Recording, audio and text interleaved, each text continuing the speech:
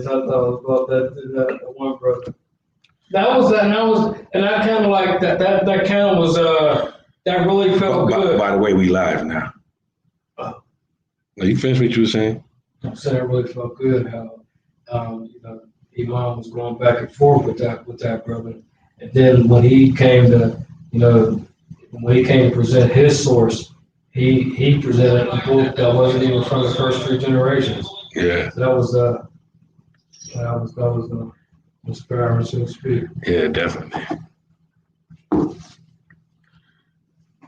أعوذ بالله من الشيطان الرجيم بسم الله الرحمن الرحيم الحمد لله رب العالمين وأفضل الصلاة وأتم التسليم على سيدنا محمد وعلى آله وصحبه أجمعين ورضي الله تعالى عن السادة التابعين وعلماء العاملين وأئمة الأربعة المجتهدين ومقلديهم إلى يوم الدين أما بعد السلام عليكم ورحمة الله وبركاته. Let me just type something right here.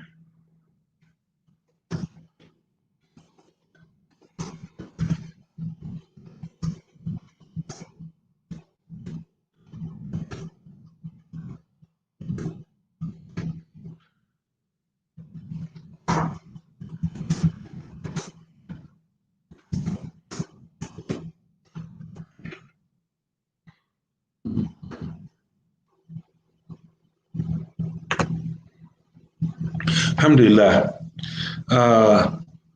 This is the 10th lesson in our Akhdari class. Alhamdulillah. So as you can see, most of the text that we covered so far is sort of kind of like an introduction.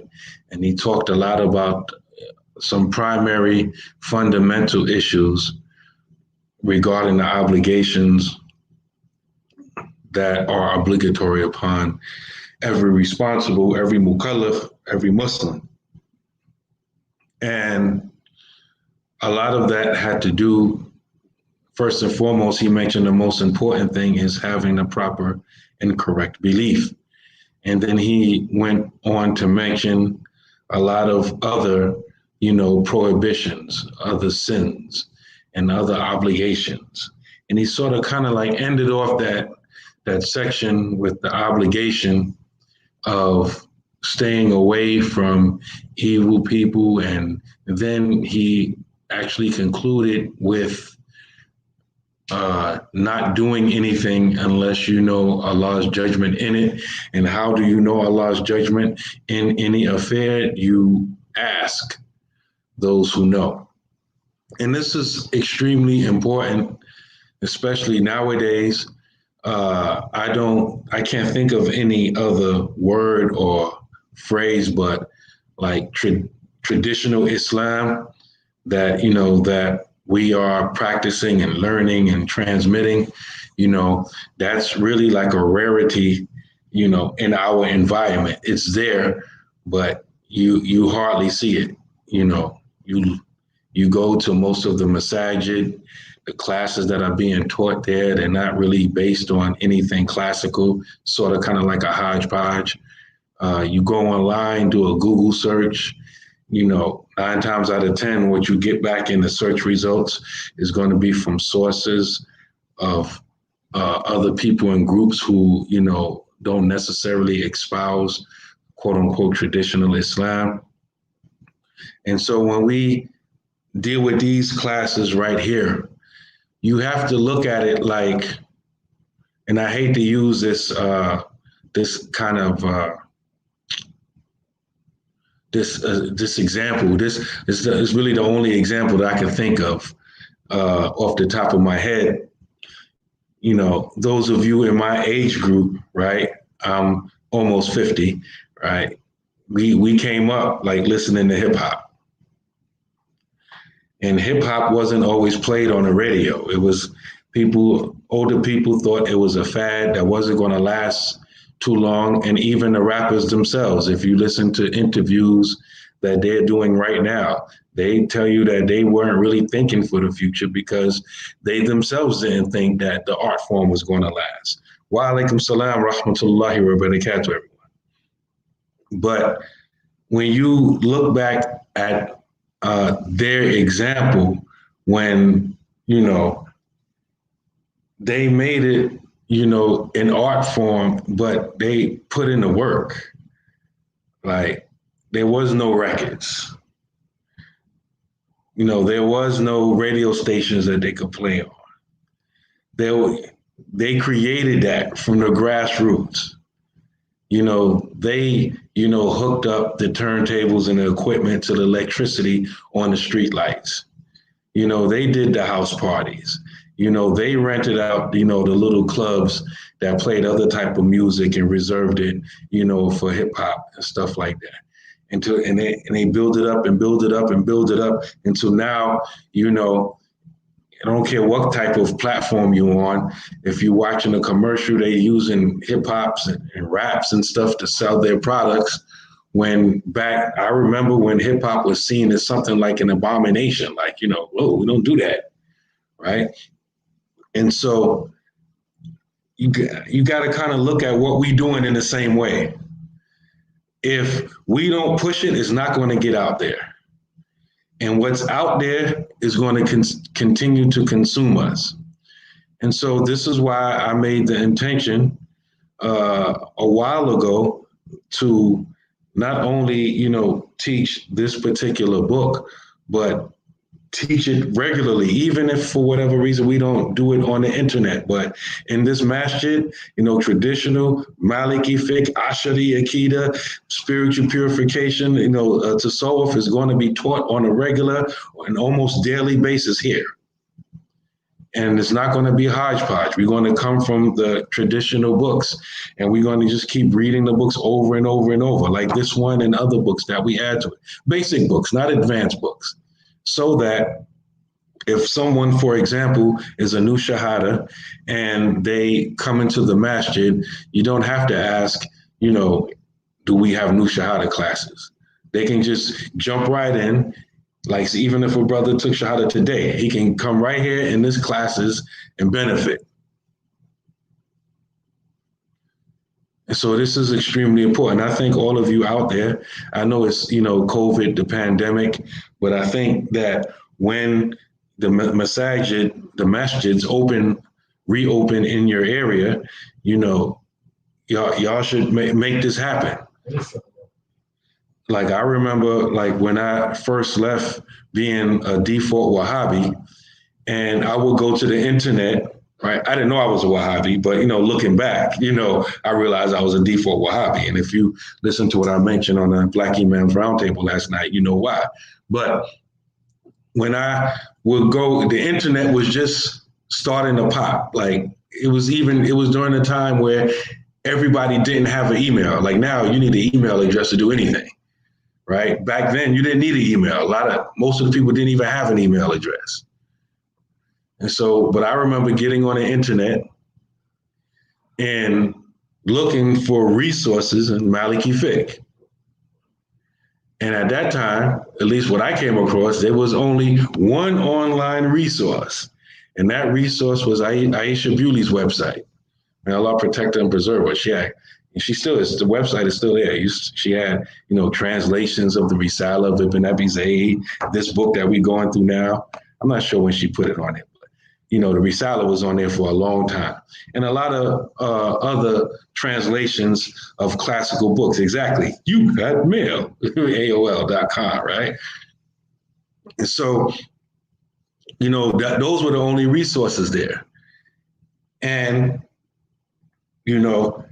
every time somebody like me who was, leaving, that, microwave Islam and, default Wahhabism, we come to the masjid and pray. At that time, it was almost like a rap battle, right? You got to have your rhymes memorized, right? And back then, rap battles, they didn't go a cappella. You had your beatbox right there, ready to beatbox. Like at that time, being a Maliki, it's like you better know the proofs for praying Sadhu off the top of your head because somebody's going to challenge you, and you better be. So this is how we would come. Alhamdulillah. They would accuse you of being a Shiite if you pray with your hands to your side. Some people was closet Malikis, praying like this, but at home praying like this. So it was just crazy. And so it's going to continue being like that until we put in the work. And so I'm saying that to say that when teachers like Imam Amin or Imam Fahim or myself or any of the other, traditional teachers come out and with classes and books and stuff like that, buy them.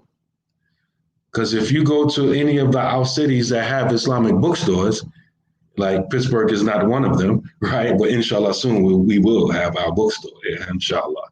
But like, for example, if you go into bookstores like that's off of 52nd Street, like in Chestnut in Philadelphia, right? It's a whole bunch of bookstores, most of them on the same block. And you go into one bookstore and you see all these Wahhabi books, right? And then, I remember literally when I was living there, I would go into a bookstore and scan all the books looking for something that may not be a Wahhabi book that I may want, right?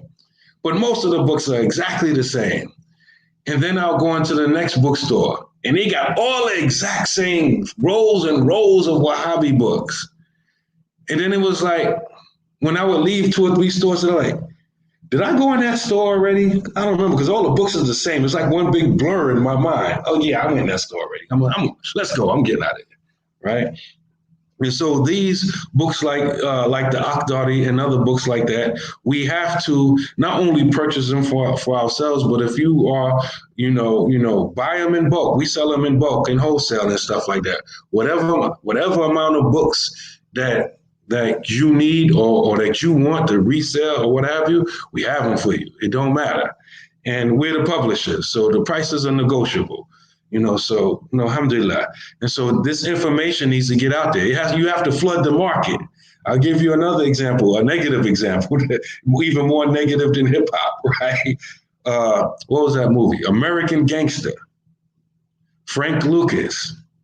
His product was so good, right? His heroin, his illegal, harmful, haram drugs was so good that even some people that would normally be competition for him end up buying from him. And of course, people argue and all that stuff. I'm just talking about the movie, right? Your product is so good at a decent price, right? People will buy from you. You will be retailing and wholesaling. We have to be the same way. A lot of our shuyukh and teachers, who teach traditional Islam, they got like this kind of mentality, like they own it, and they themselves are protecting it from tamperings and stuff like that. Well, while they're protecting it and not really giving it to the people, most of the people is learning and practicing this microwave hodgepodge type of Islam, and many of our acts of worship are not even valid because of it. Because most of our people are not plugged into a system, so they can't learn. They can't go from A, B, C, and D. We just jump into D and then jump into M, then go back to B, then end up at Z, and then somehow hit K, and just all over the place. And so, we have to stop thinking about ourselves and think about our people that we want to help. And so, while a lot of our people are waking up, one thing that our scholars say, they use this phrase. They say, when you come with your cup empty. Come with your cup empty means don't come thinking you know everything and you just trying to complete what you already know or add to what you already know. No, come as if you don't know anything.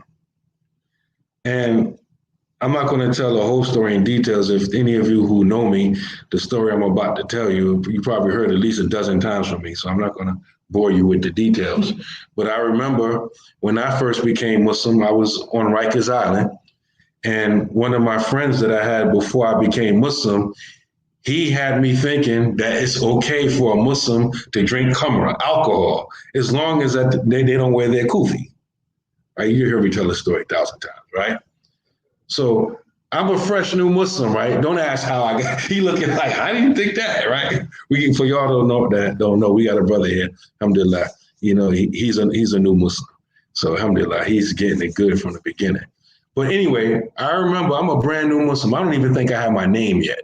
I don't even think I picked up my name for myself yet. That's how new of a Muslim I was. And I remember sitting on my bed with the brothers, just kicking it. You know, I'm the new Muslim. They asking me, you know, how I feel, you know, how's it going for you? Is it easy? You know, this type of conversation. And somewhere in the conversation, I said, man, I hope I don't get a lot of time because I wasn't sentenced yet.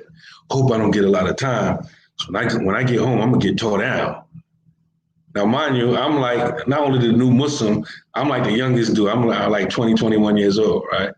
And so they looking at me like, tore down. Like, I'm thinking they don't understand the slang that I'm using. I'm like, you don't understand? I'm going to get drunk. They're like, what? These baffles on their faces. Drunk, what?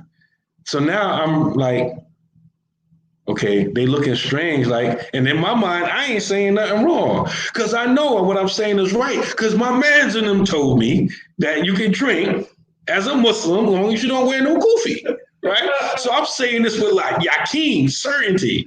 Like, I just met your brothers, but I'm running with this brother in the street, he Muslim, and we used to drink, right? So this is my mindset, right? And so they looking all baffled and strange, looking like they waiting for a punchline or something like that. And I'm like, see, y'all don't think I know nothing, right? And I actually said it like this. Y'all don't think I know nothing, right? Trust me, when I drink, I ain't gonna wear no kufi, right? And they looking more confused, like, what?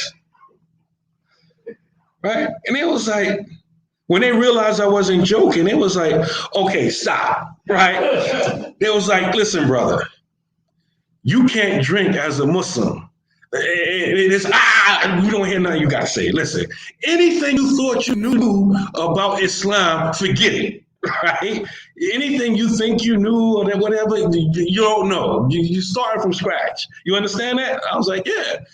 He's like, you trust us, right? I'm like, yeah. It's like, all right, whatever you think you thought you knew about being Muslim and all that, erase all that. You start from scratch, okay?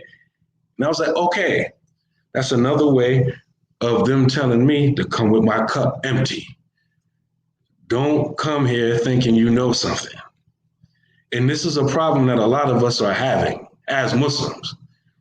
It's bad enough, at least I can say I wasn't Muslim when, you know, I got that bad information. And alhamdulillah, I was in prison and I didn't have the opportunity to drink before them brothers gave me that information, before them brothers corrected me. But a lot of us, we came into Islam, we got bad information, and we have the ability to act off of and implement that bad information. And on top of it, because a lot of our teachers and people that know better are so stingy with the information, and they're not putting in the work that their knowledge demands to get it to the people. There are a lot of people who've been practicing wrong things for a long time. And so when they get information like this, they're like, maybe you know, something's off with that. And so my advice to us is to make sure that we come with our cup empty. So like this be viewed as an opinion. Yeah, that's an opinion. Yeah, that's just an opinion. That's exactly. The way to do it. Yeah, you know, that's just that madhab stuff, and I don't have to follow a madhab. I can just follow Quran and Sunnah. Right? That's what a lot of us think. Alhamdulillah. Is there a reason why you keep cutting that back on?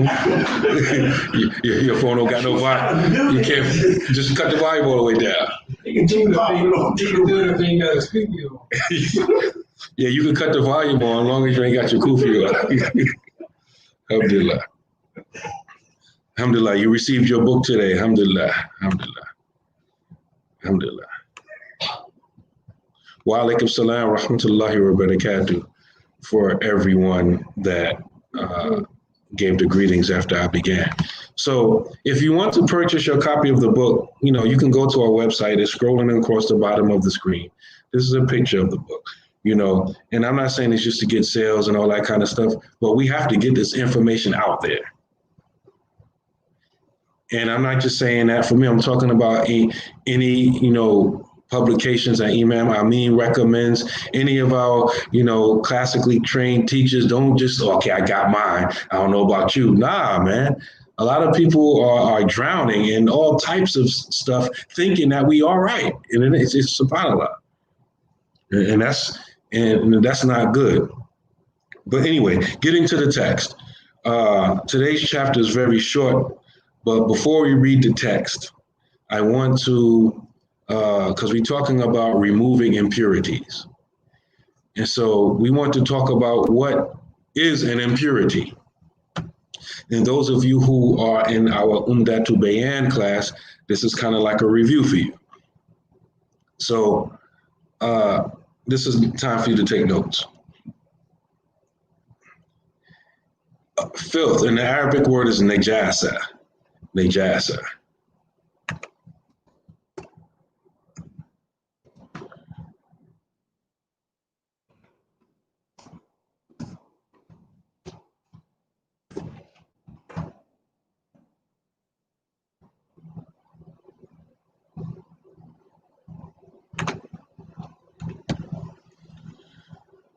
Najasa.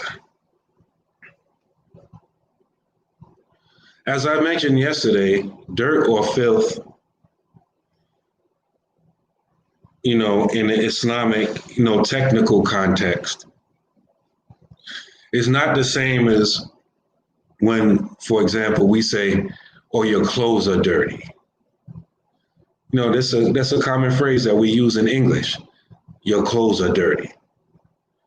And I gave the example yesterday of a child going outside to play. He's playing in the grass. He gets some dirt and some grass on his clothes. That's, in Islam, that's not najasa, even though we're using the term dirty, or we may even use the term filthy. But that's not what's technically meant when we're speaking technically in Islam, that your clothes need to be purified from before you make your prayer. So literally, if you're outside rolling around in the grass or the dirt or whatever, you are not in a state of impurity. You can stand up and pray. You're not doing anything wrong, with regards to your clothes or your body being pure. Now, if you in the masjid and you praying with all them dirt and grass and leaves and stuff on you, maybe the people who keep the masjid up may not appreciate you, but technically speaking, your clothes or your body is not filthy. Wa alaikum salam wa rahmatullahi wa barakatuh. So when we're talking about filth, we mean, for example, urine. Number 2, human feces. And you can add to that feces from haram and makruh animals. In other words, any animal, not only human feces, but any type of feces or dung from an animal that's prohibited for you to eat. You can add that to human feces.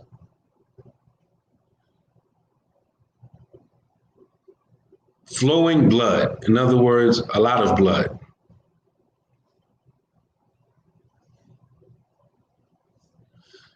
Number 4, semen. Even though there's difference of opinion inside of the school and outside of the school with regards to mani, which is the Arabic word for semen. So it's not consensus, there's no ijma that semen is considered an impurity. According to Imam Malik, it's considered an impurity. It's considered najasa or najas. So we mentioned so far urine, feces, blood, and semen. 5, madhi, which is pre-ejaculate fluid. is different from semen. It's the fluid that may come when before, or like when you're aroused. And then there's another type of fluid that comes out from the front known as wadi. Wadi sometimes may be the thick white fluid that comes out after you urinate. So we mentioned many, medi, and wadi. Semen, pre-ejaculate fluid, and this thick, we translate as seminal fluid, wadi. There's thick whitish fluid that comes out after you urinate sometimes. Pus. Portions, or when they say portions, like the skin and the flesh and blood and stuff from dead animals, dead haram animals. And vomit that has been changed. In other words, you throw up and it's what comes up is you can tell your food has been digested a little bit. And a lot of times in the fiqh terminology, when a lot of times what's translated as vomit is not always what comes up. Sometimes I don't know what you would call it technically, but like extreme indigestion. I'm not talking about here as far as najasa, but in other things. Like for when we talk about what breaks salat and stuff like that. Sometimes, some food comes up, it don't come in your mouth, but it come up and you swallow it. Sometimes you got to be careful about that. Especially when you're talking about during prayer and during fasting. But I'm not talking about that here. So we mentioned 9 things that are considered najasa. I'll read them again. Urine, feces, blood, semen, pre-ejaculate fluid, seminal fluid, pus, the remains of dead haram animals, and vomit that is changed.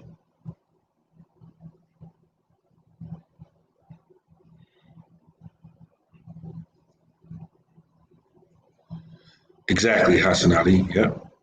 Cow boo-boo.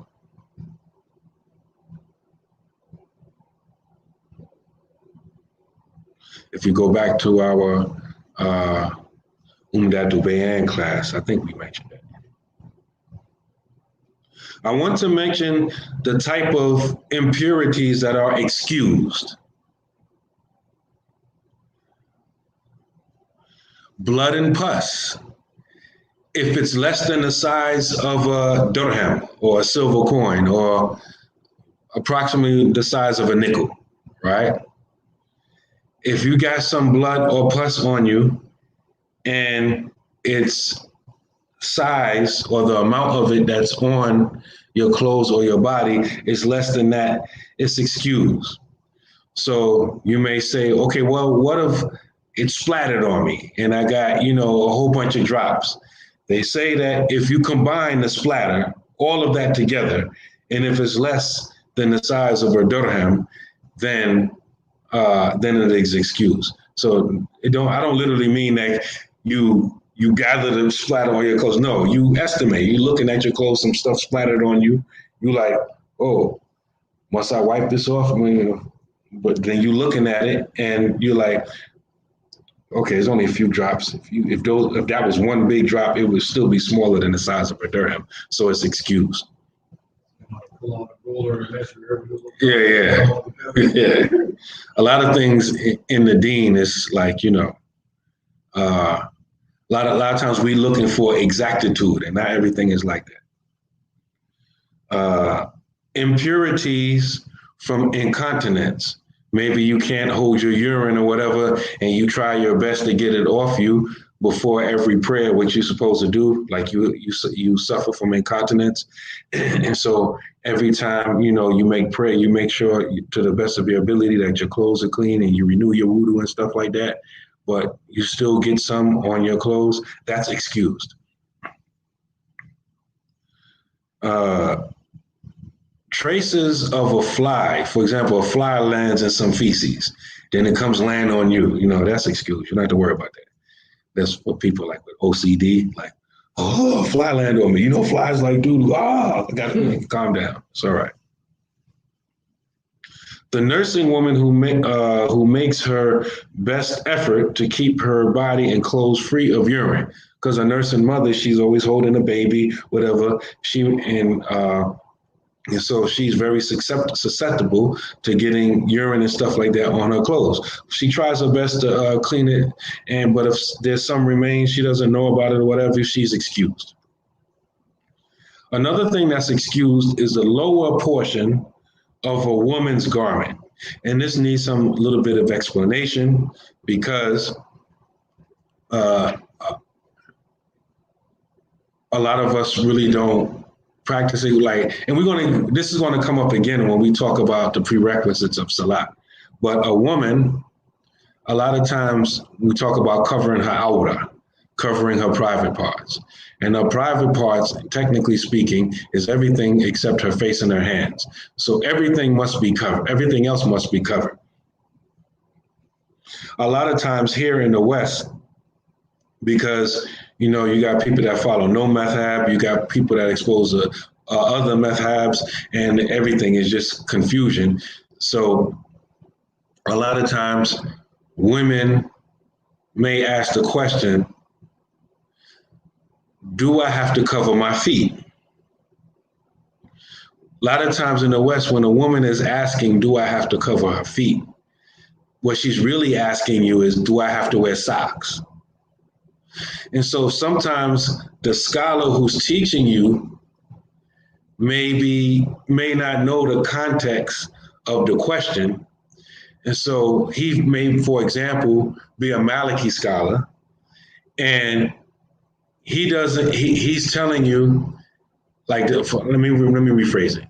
The sister asks, do I have to wear socks? He's a Maliki scholar. The scholar tell you, no, you don't have to wear socks.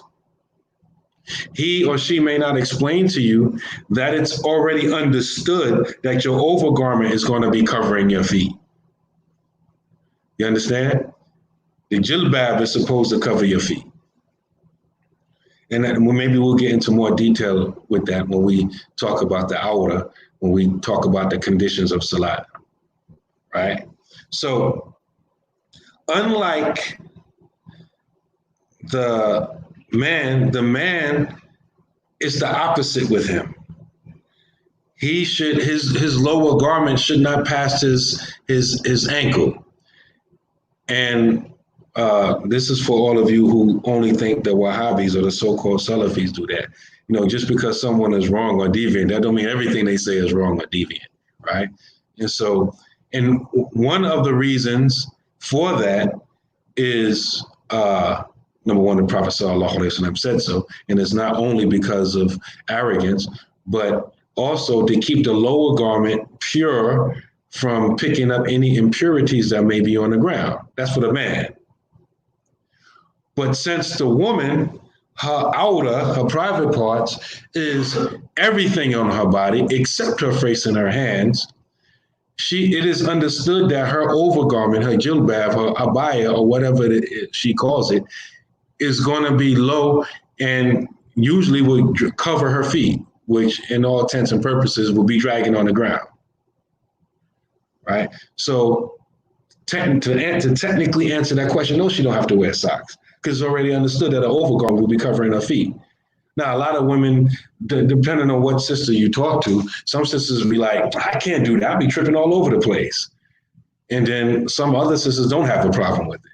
So, but we're not talking about that here, but we're just talking in terms of what is excused. So if a woman wearing her overgarment picks up some filth or some najasa, one of these things we just mentioned, right, on this list, on her clothes, because it's dragging, then that's excused from her. It's not excused for the man, but it's excused for the woman. Because for the man's clothes shouldn't be that low anyway. And a woman's clothes, she's expected to have her garment dragging. So these are some of the types of impurity that are excused on a woman on the lower part of her garment because she's wearing it low like that. And the last thing that is excused is traces of a sore or a wound that hasn't all the way healed yet.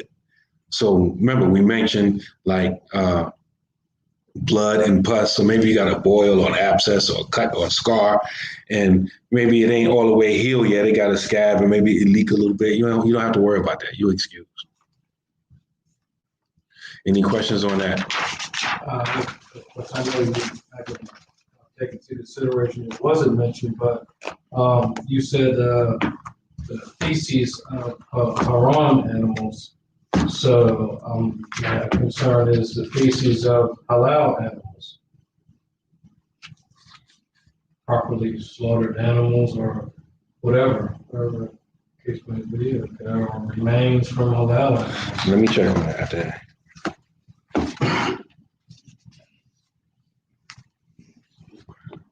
Wa alaikum salam wa rahmatullahi wa barakatuh.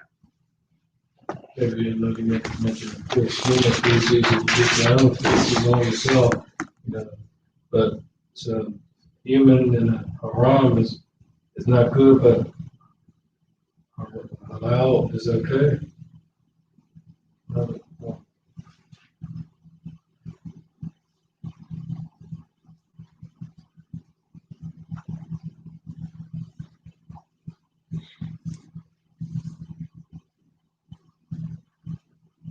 The urine and feces of permissible creatures is considered pure, except that which it eats the impure. In other words, part of the animal's diet is najasa. You caught it? بسم الله الرحمن الرحيم. قال المؤلف رحمه الله: فصل إذا تعينت النجاسة غسل محلها، فإن تبست غسل ثوب كله، ومن شك في إصابة نجاسة نضح، وإن أصابه شيء شك في نجاسته فلا نضح عليه، ومن تذكر النجاسة وهو في صلاة قطع إلا أن يخاف خروج الوقت، ومن صلى بها ناسيا وتذكر بعد السلام أعاد في الوقت. He said, if an impurity touches a place, the affected sections must be washed. So in other words, if one of these impurities that we just mentioned, one of these forms of najasa gets on your clothes, your body, or place of prayer, you only have to wash the area that's affected.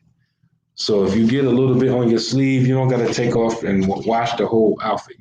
You have to wash the affected area.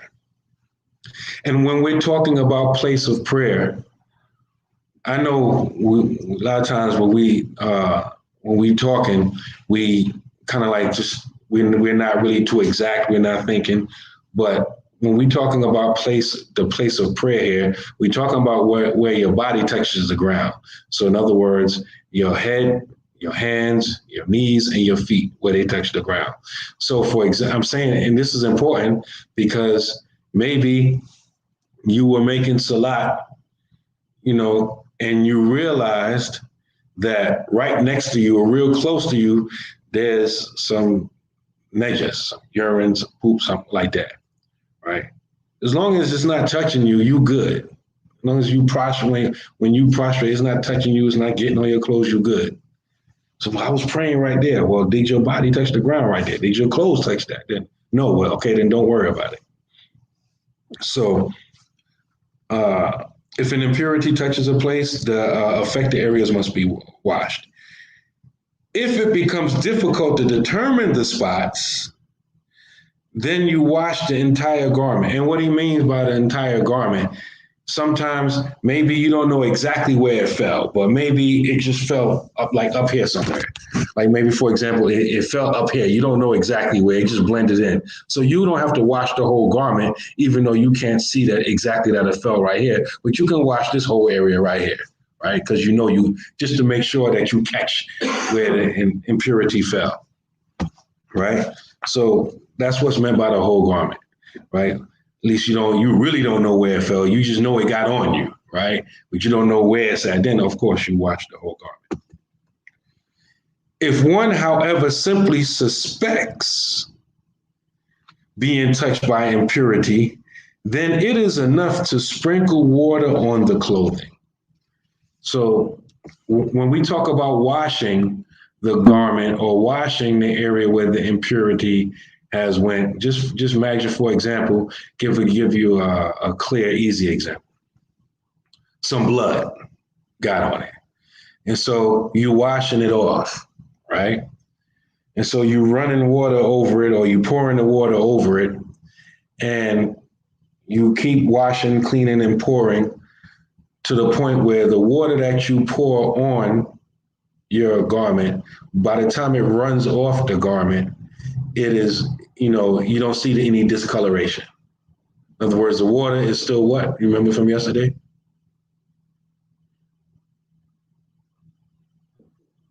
What kind of water are we using? Oh, pure. Yeah, my man was somewhere. What do you mean by pure? Be more specific. No clean smell or taste. There's no differences. No water, no color. Meaning the natural state of the water has not changed. Specifically, its color, taste, or its smell. And it's not only pure, but pure and purifying. Ma'a mutlaq, or absolutely pure, which means by pure and purifying.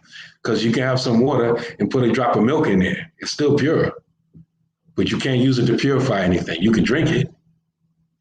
Or you can or you can put a little bit of soap in the water. It's still pure. You can use it to clean with, but you can't use it for ibadah. You can't use it for worship. So when we talk about the water that's being used for these things, it's always pure and purifying. Pure and purifying. And it is pure water that is pure and purifying is, like you said, and like you said, Sister Asada, that the color or taste and smell of that water hasn't changed from its normal state. And we mentioned some exceptions to that, like stuff that naturally occurs in the water, wherever you're getting this water from. We mentioned that yesterday. So if you just suspect, you think, you're not too sure, then you don't need to wash the area. You just sprinkle some water on it. If one doubts the purity of a thing that touches him, no sprinkling is necessary. In other words, something got on you. You don't know if the thing is even impure or not. You don't know if it's najasa or not. You just know something got on you. Then you don't need to worry about it. For example, something spilled on you. You don't know if it's blood or if it's cranberry juice or apple juice or something else that's red. You don't know what it is or where it came from. You're not sure. Then you don't have to worry about it. Or something brown got on you. You don't know if it's feces or some chocolate. You don't know. You don't have to worry about it. You try to taste. He who remembers an impurity while in salat must immediately break or interrupt his salat unless he fears missing the prescribed time. And this is deep right here. So some impurity got on you. You forgot about it. You making salat. You remember why you're in salat. You interrupt your salat and then you deal with it, then you come back to the salat. But you at the last moment, you remember why you're in salat. You're at the last moment of the salat. You like, I don't know. If I break my salat, then I'm going to miss the time. if you remember, and this is you know, you barely in the time for salat, and if if by the time you go, you deal with the impurity, then you come back to salat. If the time for that salat is going to be over, then you stay in the salat with the impurity on you, and you complete your prayer. He who forgetfully does the salat with an impurity and remembers only after the salam, which is the end of the salat, right? He must repeat the salat as long as it's still within his time. So, okay, so you got some impurity on you, you forgot all about it, you prayed, you salamed out, and then you remembered. But the prayer is, and the prayer time is still in. Your prayer is still valid. Your prayer is valid. But it's mandub, it's mustahab that you repeat it because the prayer time is still in. So yes, the prayer is valid, but the prayer time is still in. It's highly recommended that you repeat the prayer. So that's the end of that section. I want to mention some principles that we get out of this. If you noticed, in one of those scenarios, you got the impurity on you, and you remember why you're making salat. But it's the end of the prayer time, and if you were to break your salat to deal with that impurity, whether to clean it or take it off, find another garment, whatever, right? You would miss your prayer. Then you continue praying with that impurity on you. This brings out a principle with regards to the shurut of salat, or the preconditions of salat, which we didn't get to yet. It brings out the principle that with most of these preconditions, these shurut of salat, all of them have situations where, you know, it's not the norm, but, you know, if in certain situations that you can make salat without those conditions being fulfilled. All of them are like that for the most part, except for wudu. Wudu is like the one precondition of salat that, you know, is really no negotiating with. You got to do it. There's not too many loopholes that will permit the performance of the salat without it. Like we just seen in this section, you know, it's a precondition. It's a condition of salat. Again, we didn't get to it yet, but it's a condition of salat that your place of prayer, your clothes, and your body be pure. But we just seen in this particular section right here that under certain situations, you can pray with the impurity on you. And that situation was that you remember why you're in the middle of salat, and if you were to break your salat, you will miss the time. And it also goes to show you how important it is to make the salat during its proper time, because a lot of things revolve around the salat time, a whole lot of things. So that's extremely important. And also, another thing that comes out is based upon the principle that the Prophet sallallahu alaihi wasallam mentioned in the hadith, "Da' ma yaribuka illa ma la yaribuka." Give up what gives you doubt for what doesn't give you doubt. And this hadith is narrated by Imam al-Hasan, grandson of the Prophet sallallahu alaihi wasallam, and is related by Tirmidhi and Nasa'i, and it's also collected in Imam Nawawi's Arba'in, is 40 hadith.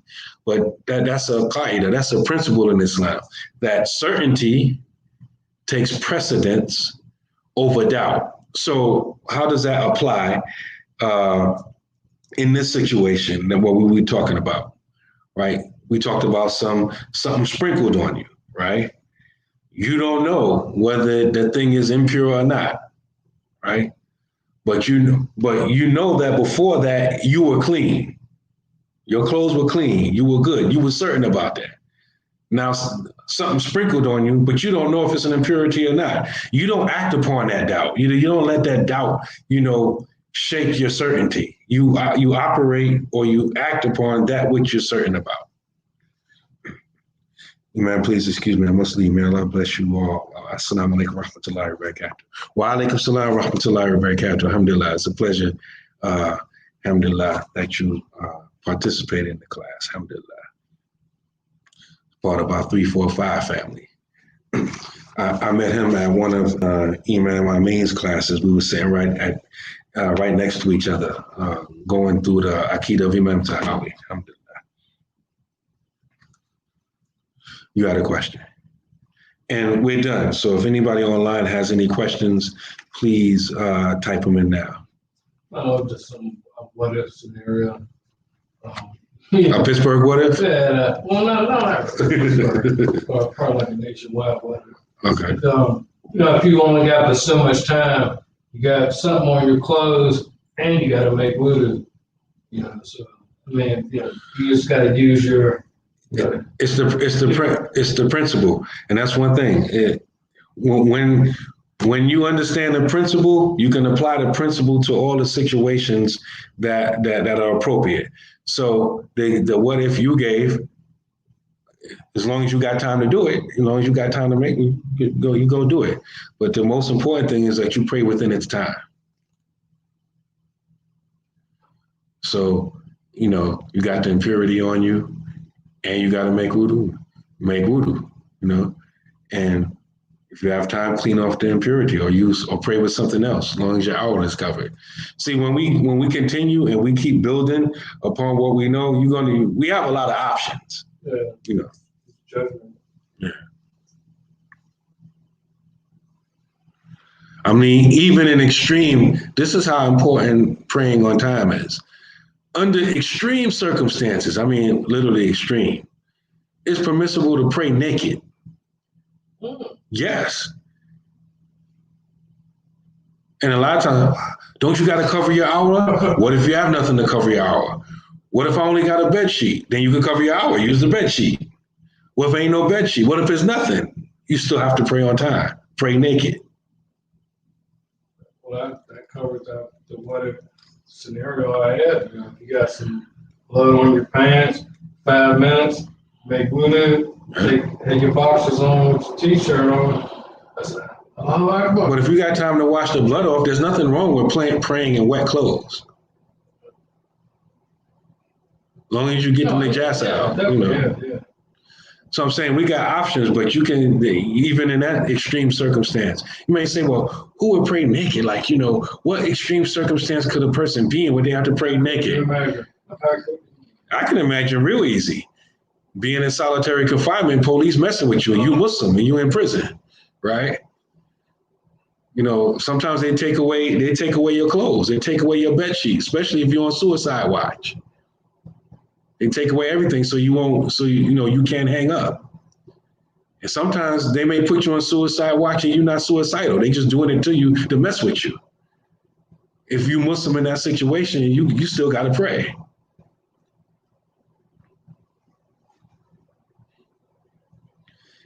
Isa said, I still need to get a big rock put under my bed for last minute tayammum. Yes. Alhamdulillah, in the masajids in Africa, there's no shortage of rocks in the masjid.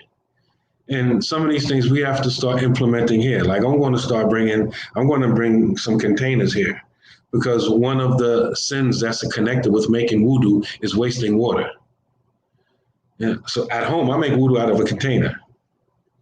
I take the water from the sink, run it in the container, cut the water off, and I make wudu out of the container. And I'm going to bring those containers here too, so that at least those of us who know better, right, we have the option of not wasting water when we make wudu. Because all of these things weaken our prayer. When we make wudu or ghusl and we're wasting water, all of these things take away the strength and the effectiveness of our prayer. So alhamdulillah, there's no questions. We're going to pray Isha here. And for those of you in the Umdatul Bayan class, we will pick up right after that. We normally start at 7. It's 6:51 now. We'll probably be about 5 minutes or so late, inshallah. Jazakallah khairan. Subhanakallahumma wa bihamdika nashhadu an la ilaha illa anta wastaghfiruka wa atubu ilayk. Wal 'asr innal insana lafi khusr illa alladhina amanu wa 'amilu salihati wa tawassaw bil haqqi wa tawassaw bis sabr. Assalamu alaikum wa rahmatullahi wa barakatuh.